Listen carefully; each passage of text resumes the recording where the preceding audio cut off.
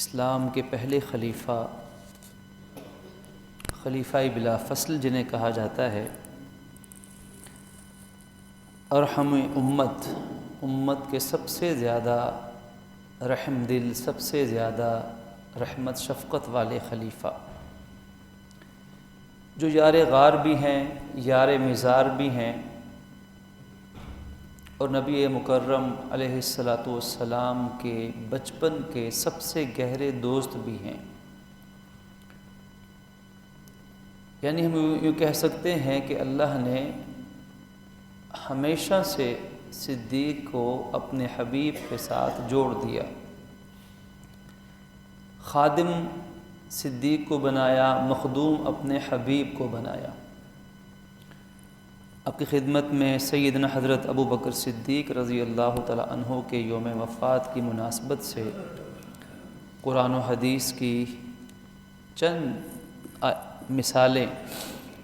آپ کی خدمت میں پیش کر کے مقام صدیقیت اور اس کی روشنی میں اپنے زندگی کے احوال کی اصلاح کی کوشش ہے۔ پروردگار عالم ہمیں حق سچ کہنے اور اپنانے کی توفیق عطا فرمائے۔ سیدنا حضرت ابو بکر صدیق رضی اللہ تعالی عنہ وہ عظیم انسان ہیں، وہ عظیم ہستی ہیں جن کا ذکر خیر قرآن مجید میں کئی مقامات پر ہوا ہے،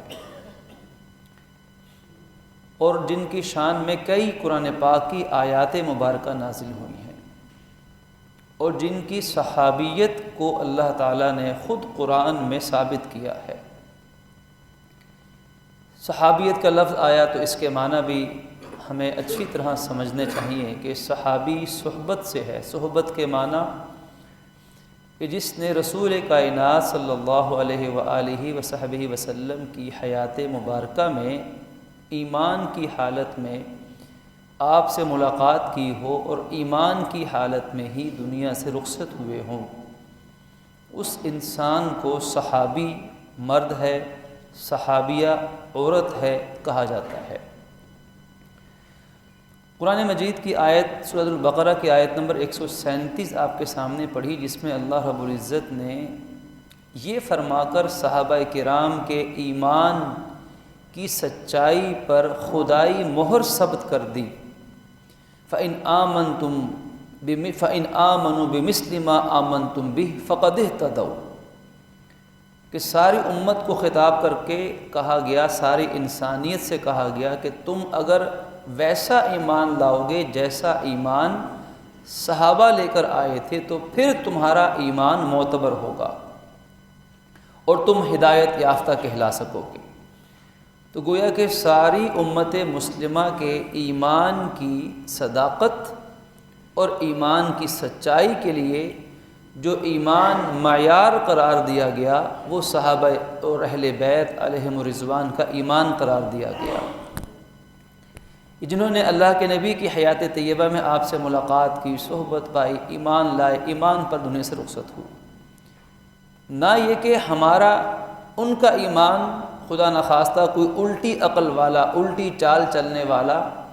خدا نخواستہ اپنے ایمان کی کسوٹی پر صحابہ کے ایمان کو چیک کرنے لگ جائے، تو اس سے بڑی حماقت اور اس سے بڑی نادانی اور بیوقوفی اور کچھ نہیں ہو سکتی، کہ اصل میں ہم نے اپنا ایمان ان صحابہ کے ایمان کے مطابق دیکھنا ہے کہ ہمارا ایمان ان کے ایمان جیسا ہے یا نہیں ہے۔ ہم ان کے ایمان کی ذمہ داری، ان کے ایمان کے پرکھنے کی ذمہ داری ہمارے ذمے نہیں ہے، وہ تو اللہ رب العزت نے اس کے ذمے ہے، اس کے حبیب کے ذمے ہے، اور خالق نے وہ تصدیق ثبت کر دی کہ ان کا ایمان مجھے پسند ہے، تم بھی ویسا ایمان لاؤ گے تو تمہارا ایمان معتبر ہوگا، فقد اہتدوا، تم ہدایت پا جاؤ گے۔ اور قرآن مجید میں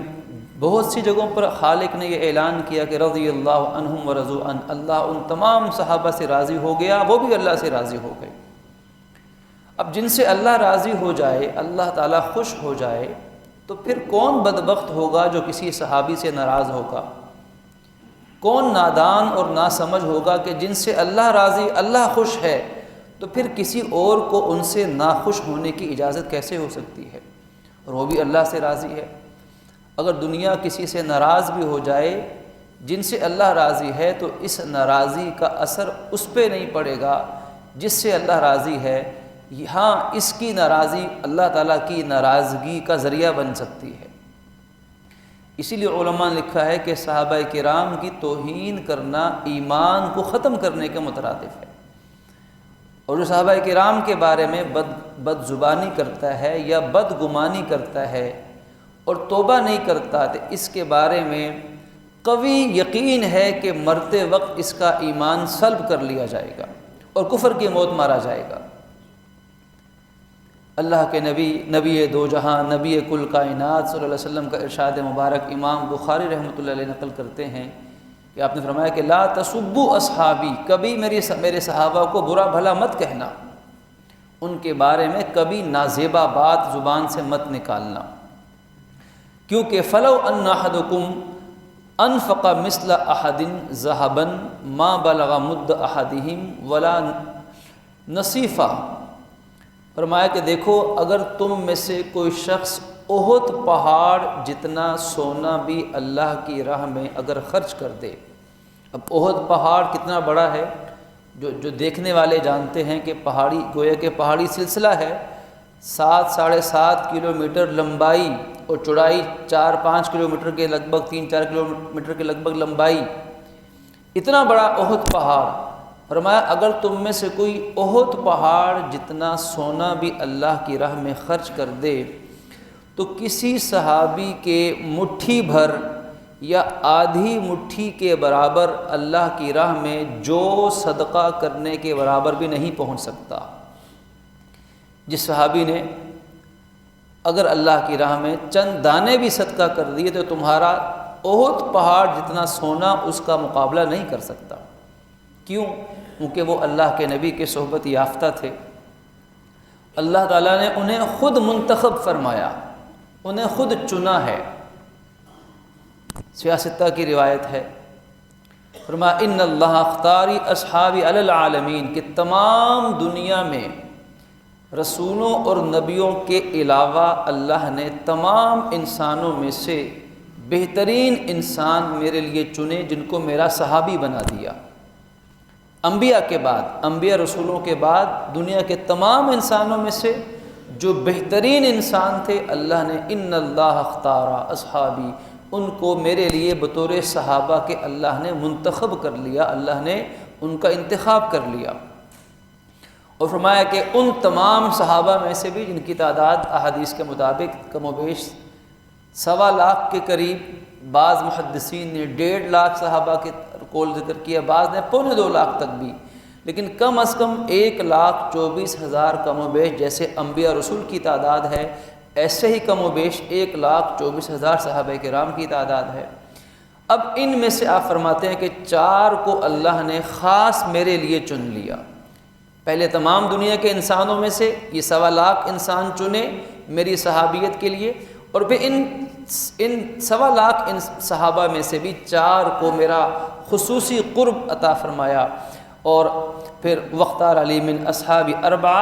4 کو چنا، یعنی ابا بکر و عمر و عثمان و علی، یعنی خلفۂ راشدین رضی اللہ تعالیٰ عنہم اجمعین کو چن لیا، اور فرمایا کہ ان کو میرا خاص صحابی بنایا۔ یہی 4 اسلام کے عظیم خلفاء ہیں، اور فرمایا کہ دیکھو تمام کے تمام صحابہ فی اصحابہ کلہم خیر، میرے تمام کے تمام صحابہ وہ ہر حالت میں خیر میں ہی ہیں، فائدے میں ہی ہیں، اور اس لیے تم بھی جب ان کے بارے میں کوئی بات کہو تو خیر کے سوا زبان پر کوئی کلمہ مت لے کر آنا۔ اگر ان کے بارے میں بات کرنے کا موقع آئے تو صحابہ اہل بیت کے بارے میں اچھی بات زبان سے نکالنا، اگر دماغ میں کوئی بات ایسی اچھی نہ ہو تو پھر خاموش رہنا ہی بہتر ہے،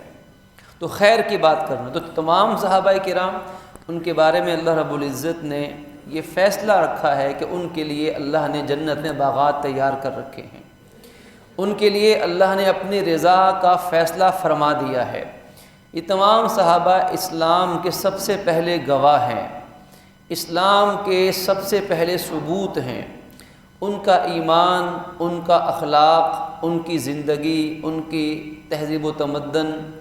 اور جیسے وہ زندگی گزار کر گئے، اللہ کے حبیب نے انہیں ساری انسانیت کے لیے رہنما قرار دیا کہ میرے صحابہ کی مثال ستاروں جیسی ہے، تم جس سے چاہو روشنی لے لو۔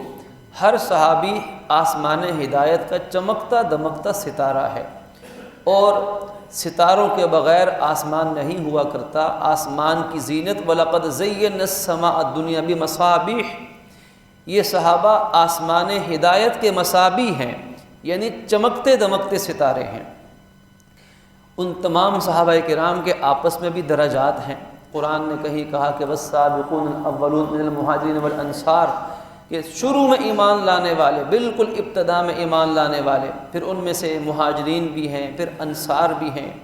کہیں مہاجرین کا نام لے کر اللہ نے بشارتیں سنائیں، کہیں انصار کا نام لے کر اللہ نے بشارتیں سنائیں۔ لیکن ان تمام صحابہ کرام میں سے حضرت ابو بکر صدیق رضی اللہ تعالی عنہ وہ عظیم ہستی ہیں کہ جب نبی پاک صلی اللہ علیہ وسلم سے پوچھا گیا کہ ای الناس احب الیک، کہ یا رسول اللہ تمام انسانوں میں آپ کو سب سے زیادہ محبت کس سے ہے، تو آپ نے فرمایا قال عائشہ، مجھے عائشہ سے، آپ کی زوجہ محترمہ ام المؤمنین رضی اللہ عنہا سب سے بڑھ کر محبت ان سے ہے۔ پھر عرض کی کہ فقلت من الرجال، یا رسول اللہ مردوں میں سب سے زیادہ محبوب کون ہیں؟ آپ نے فرمایا قال ابوہا، عائشہ کے والد، یعنی حضور کے سب سے محبوب ترین حضرت ابو بکر صدیق، اور یہ روایت بخاری اور مسلم کے اندر موجود ہے کہ تمام صحابہ کا اپنا مقام ہے، لیکن جو مقام حضرت ابو بکر صدیق کا ہے کہ بچپن میں اللہ کے نبی کے ساتھ دوستی، محبت، الفت، بچپن سے ہی تابعداری، بچپن سے ہی تعلق ہے۔ اور ایک موقع پر حضرت ابوبکر صدیق نے جب ہجرت کرنا چاہی، جب ملک حبشہ کی طرف ہجرت ہوئی، تو ایک غیر مسلم کی زبان سے حضرت ابوبکر صدیق کے لیے وہ الفاظ نکلے جو حضرت امی خدیجہ الکبریٰ رضی اللہ تعالی عنہا نے حضور کے پہلے وحی کے بعد جو الفاظ بیان فرمائے۔ امی خدیجہ نے فرمایا تھا کہ اے اللہ کے رسول، آپ یقیناً اللہ کے رسول ہیں، کلا واللہ لا یخزیک اللہ، کہ ہرگز نہیں اللہ کی قسم، اللہ کبھی آپ کو تنہا نہیں چھوڑے گا۔ اب یہ وہ موقع تھا کہ جب اللہ کے نبی نے پہلی بار وحی کے نزول کے بعد گھر تشریف لائے اور سب سے پہلے اپنی نبوت کا اظہار اور اعلان اپنی زوجہ محترمہ کے سامنے فرمایا، اور فوراً ایمان قبول کیا انہوں نے،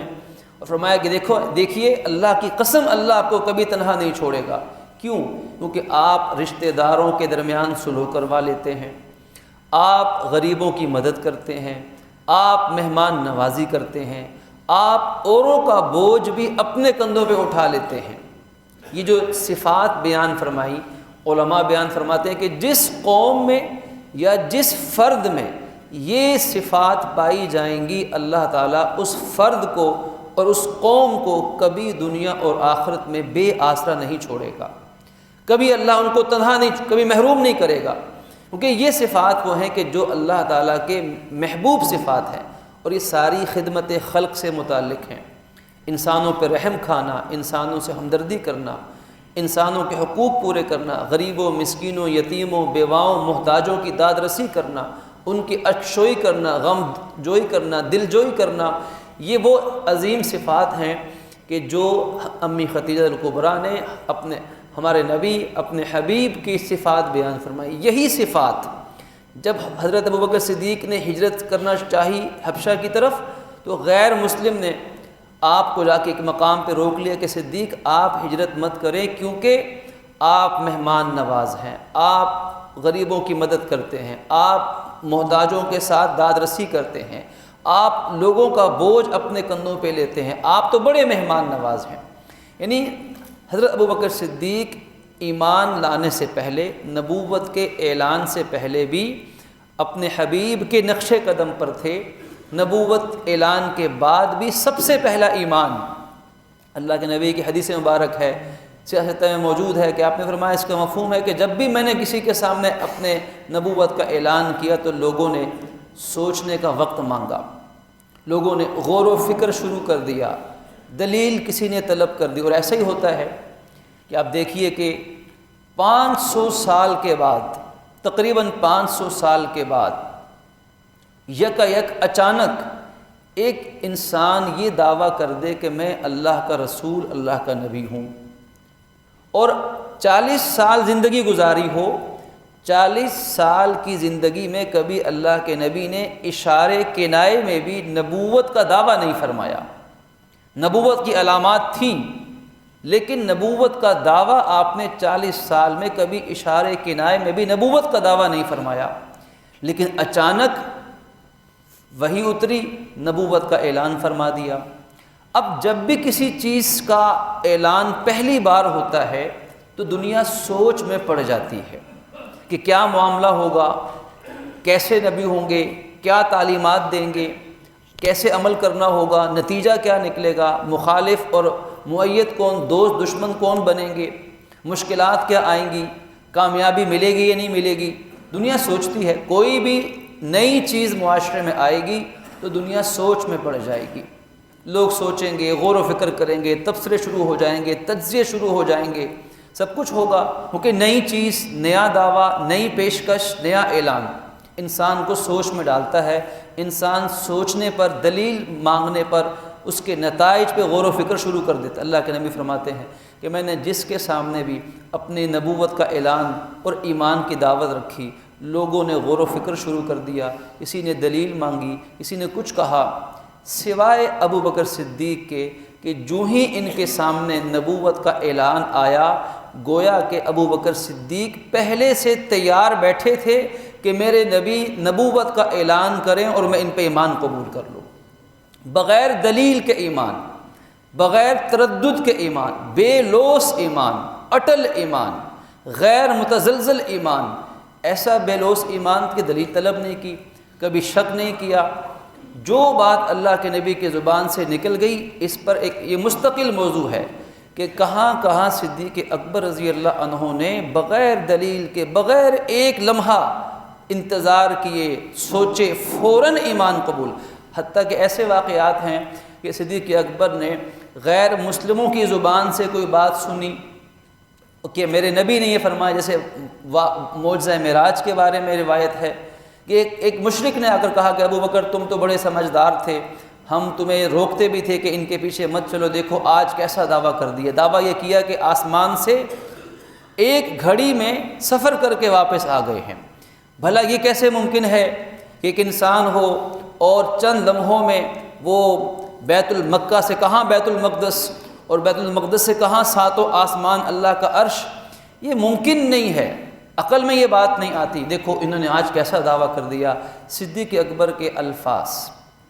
غیر متزلزل ایمان، آج اسی بے لوث ایمان کی ہمیں امت کو، مسلمہ کو آج ضرورت ہے کہ وہ صدیق اکبر جیسا ایمان ہو، بے لوث، غیر متزلزل،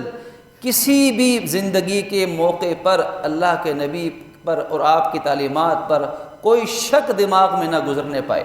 کیونکہ آج کا سب سے بڑا فتنہ ارتداد کا فتنہ ہے، ذہنی ارتداد کا فتنہ، شکوک و شبہات کا فتنہ، قرآن، آیات، احادیث، فرمان نبوی، اسلامی تعلیمات کے بارے میں شکوک و شبہات کا فتنہ، کہ ذہن اس زہر سے آج آلودہ ہو رہے ہیں امت مسلمہ کے۔ غیر متزلزل ایمان، فرمائے دیکھو ابھی میں نے اپنے حبیب کی زبان سے یہ الفاظ تو نہیں سنے،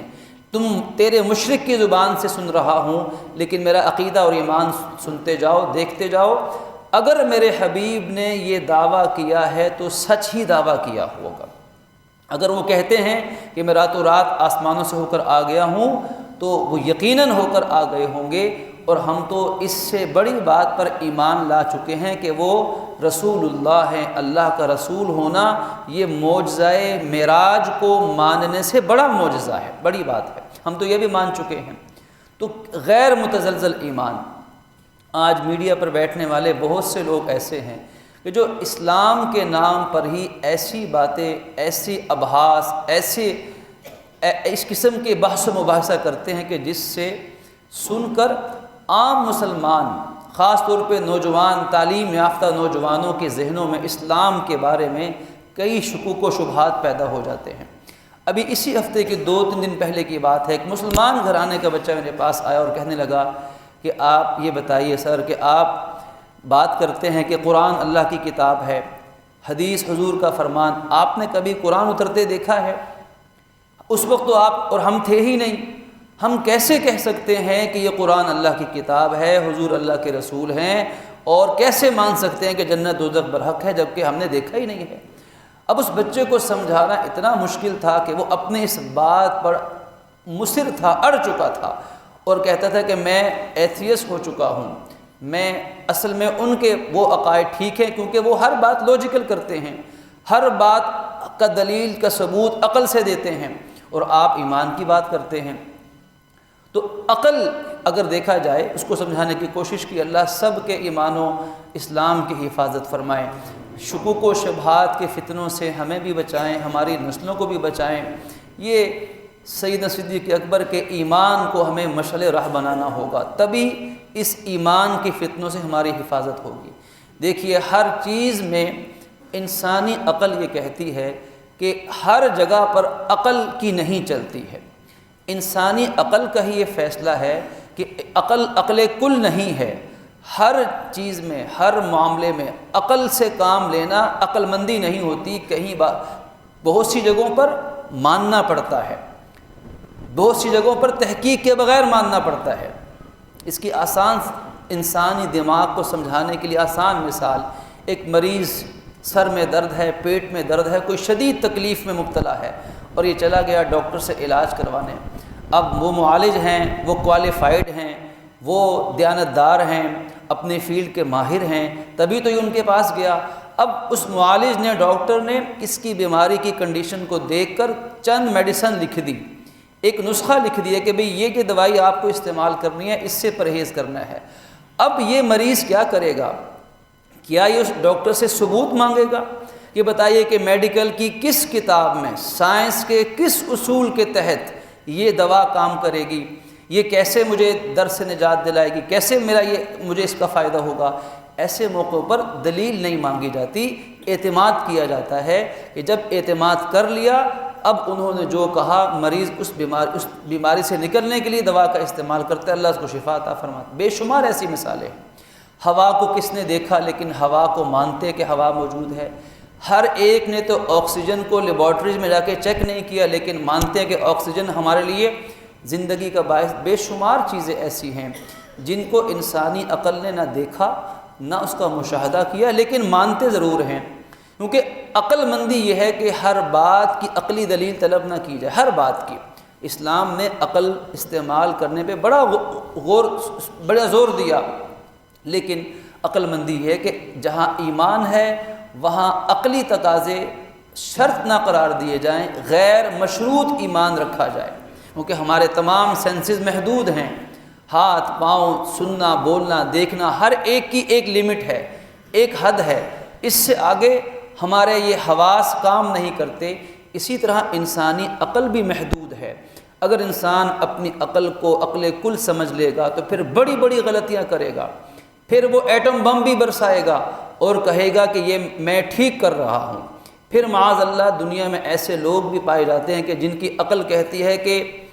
باپ اور بیٹی کا رشتہ بھی قائم ہو سکتا ہے، نکاح کی صورت میں ماں اور بیٹا بھی نکاح کر سکتے ہیں، بلکہ وہ تو نکاح کو تکلف سمجھتے ہیں معاذ اللہ۔ یہ بھی تو انسانوں نے عقل سے ہی طے کیا ہوگا۔ تو انسان کی عقل صحیح غلط کا فیصلہ کرنے کے لیے کافی نہیں ہے، اگرچہ اس کی ضرورت ہے اور اسلام نے سب سے زیادہ اس پر اہمیت دی ہے، لیکن اسلام یہ بھی کہتا ہے کہ ایمان کے اندر عقل میں آنے کی شرط نہیں لگائی جا سکتی۔ صدیق اکبر کا ایمان ایسا ہی بے لوث ایمان تھا، اور قرآن مجید نے وہ وقت بھی ہمیں یاد دلایا کہ جب سیدنا صدیق اکبر کو لگ رہا تھا کہ اب ہجرت کا وقت آنے والا ہے، آپ نے پہلے سے قیمتی اونٹ پال رکھے تھے، مضبوط، ان کی پرورش کر رہے تھے، اور دن کا وقت، دوپہر، شدید گرمی، اللہ کے نبی رحمت دو جہاں سر پر چادر لپیٹ کر گرمی سے بچنے کے لیے صدیق اکبر کے گھر تشریف لائے۔ آپ سمجھ گئے کہ آپ کا آنا غیر معمولی ہے، دوپہر میں آنے کا وقت آپ کا معمول نہیں ہوتا، آپ صبح یا شام میں تشریف لاتے تھے، تو فوراً بارگاہ رسالت میں حاضر ہوئے۔ آپ نے فرمایا ابو بکر، ہجرت کی اللہ نے اجازت عطا فرما دی ہے۔ جو ہی یہ سنا تو صدیق اکبر رونے لگے اور کہا رسول اللہ کیا مجھے بھی آپ کے ساتھ ہجرت کی اجازت ہے؟ فرمایا ہاں ابو بکر صدیق، اللہ نے تمہیں بھی میرے ساتھ ہجرت کی اجازت عطا فرمائی ہے۔ امی عائشہ صدیقہ فرماتی ہیں کہ میں نے اس دن پہلی مرتبہ دیکھا کہ انسان خوشی میں بھی رویا کرتا ہے۔ جو ہی صدیق اکبر نے سنا تو آپ کی آنکھوں سے آنسو زارو قطار جارو ہو گئے، آپ نے ہجرت فرمائی اور پھر غار ثور میں قیام ہوا۔ اب غار ثور جہاں اللہ کے نبی نے 3 دن آپ نے وہاں پہ پڑاؤ ڈالا 3 دن قیام فرمایا۔ اب لمبا واقعہ ہے، اس موقع پر سورہ توبہ کی یہ آیات مبارکہ حضرت ابوبکر صدیق کے ایمان کو اور آپ کی صحابیت کو اور امت کو یہ بتا رہی ہیں کہ کیسے اللہ کے نبی اور اللہ کے نبی کے دین کی خدمت کی جاتی ہے۔ اللہ پاک فرماتے ہیں کہ الا تنفروا يعذبكم عذابا علیما، اگر تم نہ نکلو اللہ کی راہ میں تو اللہ تمہیں عذاب علیم کے اندر مبتلا کرے گا، اور تمہاری جگہ کوئی اور قوم اللہ لے آئے گا، اور اللہ ہر چیز پر قادر ہے۔ اور فرمایا دیکھو اگر تم رسول کی مدد نہیں کرو گے فقط نصرہ اللہ، تو بلا شبہ اللہ نے ان کی مدد کی ہے۔ اس آیت کی تفسیر میں علماء لکھتے ہیں کہ اللہ نے انسانوں سے شکوہ کیا ہے کہ تم نے میرے حبیب کی مدد کیوں نہیں کی سوائے ایک انسان کے، وہ ہے حضرت ابوبکر صدیق، کہ جن کی صحابیت اور نصرت اس آیت میں موجود تھی۔ جب وہ اس کافروں نے ان کو ان کے علاقے سے نکالا، ثانی اثنین، اور ان 2 میں سے جو دوسرے تھے، اذ ہما فی الغار، جب وہ دونوں غار کے اندر تھے تو حضرت ابوبکر صدیق بڑے پریشان ہوئے، غم زدہ۔ آپ کو غم تھا اپنی زندگی کا نہیں، حضور کی زندگی کا، اس لیے کہ اگر اپنی زندگی کا غم ہوتا تو صدیق اکبر کبھی حضور شروع سے ساتھ ہی نہ دیتے۔ صدیق اکبر کس حال میں نکلے کہ اپنے 2 معصوم بیٹیوں کو اپنے 83 سال کے بوڑھے اور بینائی سے محروم والد کو پیچھے تنہا چھوڑ کر آئے تھے،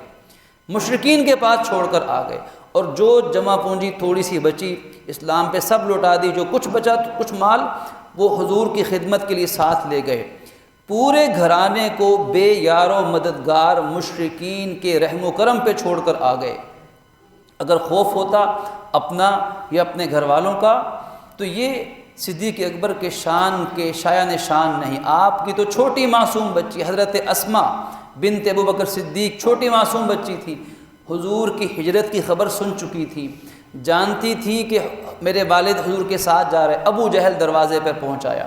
اب پوچھا بتا تیرا باپ صدیق ابو بکر کہاں ہے؟ تو آپ نے بتانے سے انکار کیا، اور اس بدبخت نے اس معصوم چھوٹی بچی کو اس زور سے تھپڑ مارا کہ ان کے کان کی بالی کان سے نکل کر دور جا گری اور خود بھی زخمی ہو گئی۔ لیکن مجال ہے کہ انہوں نے حضور اور اپنے والد کے ہجرت کی خبر کا کوئی واقعہ ان کے سامنے بیان کیا ہو۔ تو جو صدیق کا لہو ہے، صدیق کا گھرانہ ہے کہ معصوم بچے بھی دین کے ساتھ ایسے مخلص ہیں کہ سب کو صرف حضور کی محبت کی اور حضور کی زندگی کی پرواہ تھی۔ صدیق اکبر پریشان ہو گئے۔ اللہ کے نبی نے جو جملہ فرمایا اللہ نے اس کو قرآن بنا کے اتارا، لا تحزن ان اللہ معنا، اے صدیق آپ پریشان مت ہونا، غم مت کھاؤ، کیونکہ اللہ ہمارے ساتھ ہے، اللہ ہمارے ساتھ ہے۔ اب جب یہ اللہ نے آپ نے فرمایا تو اس وقت غار میں کون تھے؟ حضرت ابوبکر صدیق تھے، امام الانبیاء تھے، اور تیسری ذات اللہ عز و جل کی ذات تھی۔ اللہ نے ان پہ سکون کو نازل فرمایا اور نظر نہ آنے والے لشکروں سے آپ کی مدد فرمائی، اور اللہ نے کافروں کی چالوں کو ناکام و نامراد کر دیا۔ تو سیدنا صدیق اکبر خلیفہ بلا فصل، آپ کی حیا، آپ کا ایمان، آپ کی بے لوث خدمات، آپ کی عظیم خلافت، اور علامہ سیوطی رحمہ اللہ اور بعض دیگر علماء لکھا ہے کہ حضرت ابوبکر صدیق کے انتقال کی وجہ حضور کی جدائی کا غم تھا، حضور کی جدائی کا غم، کہ جب آپ دنیا سے پردہ فرما گئے تو صدیق اکبر ہر وقت حضور کے غم میں روتے رہتے تھے۔ جب تنہائی ملتی، کہیں حضور کا نام آتا، کہیں خطبے میں حضور کا ذکر فرماتے تو آنسو زارو قطار آنسو شروع ہو جاتے، پھر اپنے آپ کو سنبھالتے، خطبہ شروع کرتے، پھر آنسو بہتے، حتیٰ کہ خطبہ آپ کو روک دینا پڑتا۔ اور اسی طرح 2 سال کے لگ بھگ 2 سال چند ماہ حضور کی جدائی میں تڑپتے تڑپتے اسی غم میں دنیا سے پردہ فرما گئے۔ تو اللہ رب العزت سے دعا فرمائیے کہ پروردگار عالم ہمیں تمام صحابہ کرام اور تمام اہل بیت علیہم الرضوان کی محبت عطا فرمائے، بالخصوص سیدنا حضرت ابوبکر صدیق کی آپ کی ہمیں قدردانی عطا فرمائے۔ آپ کی رحمت و شفقت آپ کا وصف تھا، صدیقیت آپ کا وصف تھا، اور ایمان محکم یقین کامل آپ کا بنیادی وصف تھا۔ اللہ پاک ہمیں اس ایمان سے روشنی لینے کی بھی توفیق عطا فرمائے۔ وآخر دعوانا ان الحمد للہ رب العالمین۔